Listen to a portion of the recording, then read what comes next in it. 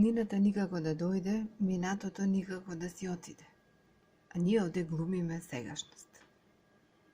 Ова се зборови на ликот Цибра од драмскиот текст Тетовирани души на Горан Стефановски. Меѓутоа во ова видео нема да стане збор за текстот Тетовирани души, туку за драмскиот текст Диво месо од современиот македонски драмски автор Горан Стефановски. Тој живеел во периодот од 1952 до 2018 година и несомнено е најпознатиот автор книжевен од Македонија. Горан Стефановски е целосно посветен на драмата и драмското творештво.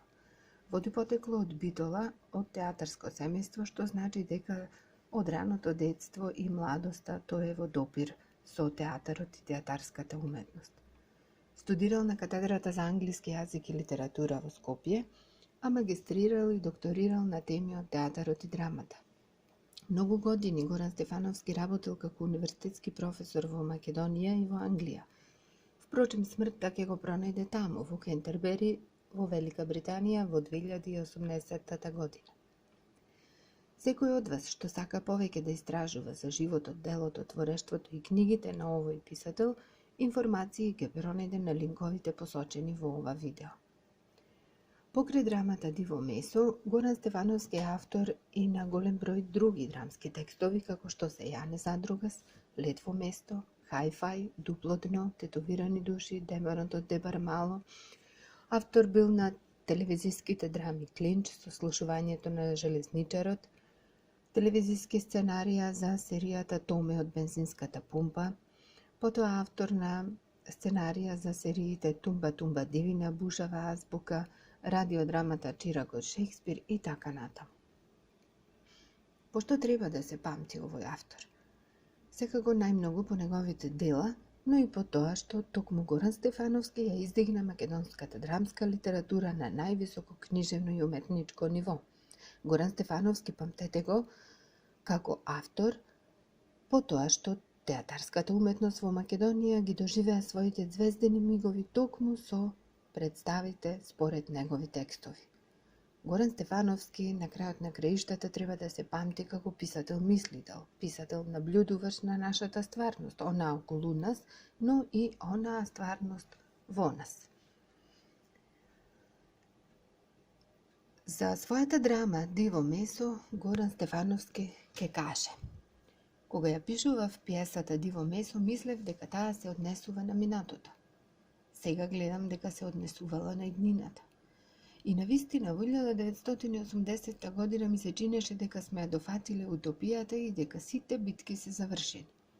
Сметав дека пиесата е сместена во предвечерието на Втората светска војна и дека опасноста по куќата на фамилијата Андреевски е од доаѓањето на нацизмот.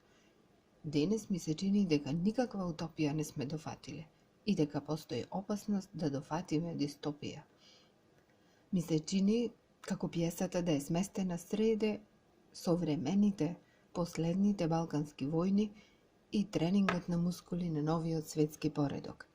Куќата на Андреевци ја демнат поинакви опасности и искушенија.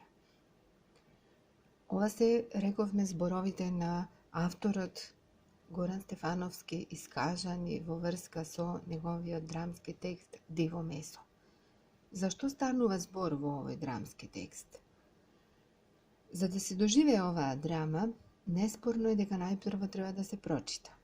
Ова видео ќе ви даде насоки од кои и колку аспекти може да се прават анализи.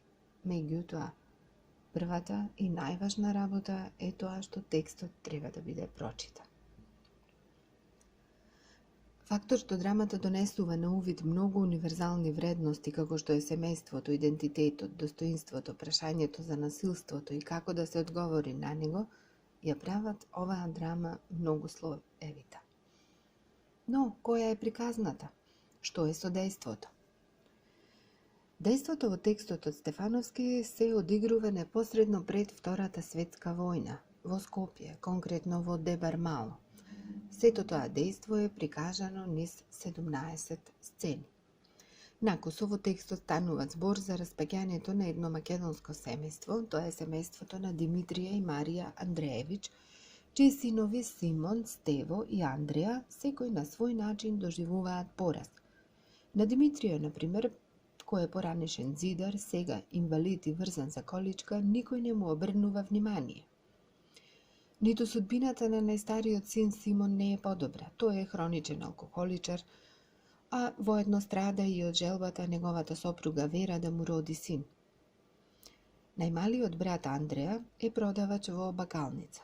Тој е учесник во штрајкови против власта, приврзаник е на прогресивното движење, на силите на отпорот и постојано е под присмотра на полицијата. Единствено пред средниот син Стефан предстои во наводници некаква светла перспектива. Тој работи како референт за продажба во едно предпријатие германско за автомобили. Од првен се занесува дека ќе успее и ќе постигне успех во кариерата. Затоа и многу сервилно се однесува пред германецот Херман Клаус, кога овој доаѓа кај нив на домашна слава. Заслепен од ветувањата што му се нудат за напредување во службата, Стево не може правилно да го протолкува пријателството од Клаус. Но за неговата мајка Марија, натрапникот Клаус е диво месо, кое по некое време целосно ќе го уништи семејството.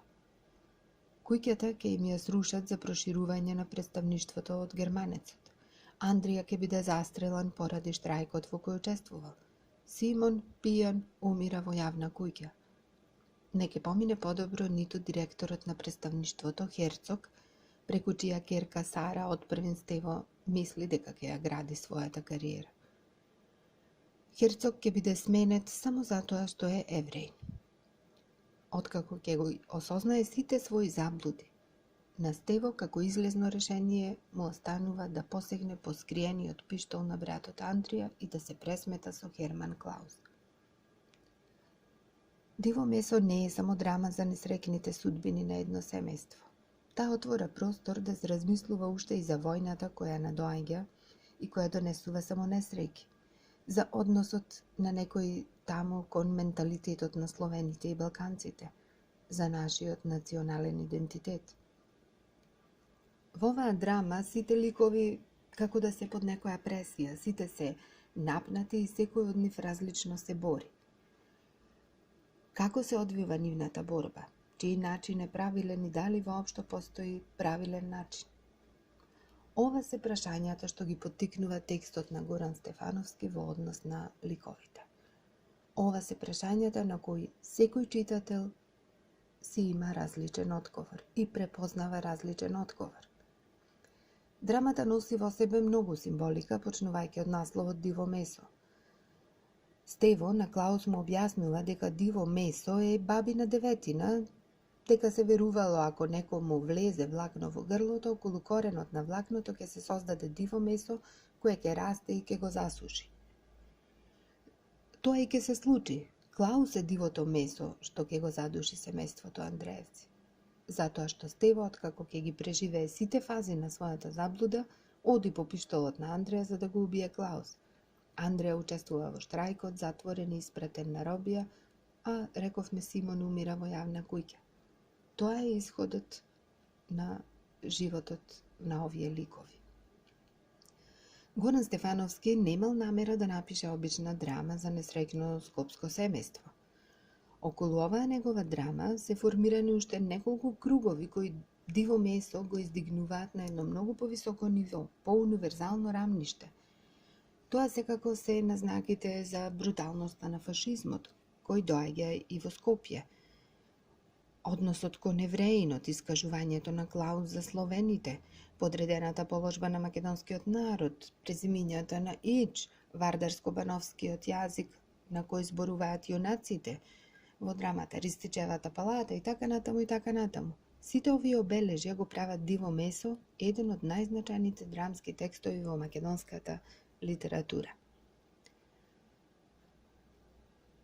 Кај Горан Стефановски уништувањето на основните семејни вредности, што ја дига куќата или символот државата во овис, предизвикано од самоуверената, ненадмината, студена Европа, е одговор на прашањата врзани со ликовите во оваа драма. Творештвото, а посебно драмското творештво на Горан Стефановски е по многу нешта модерно.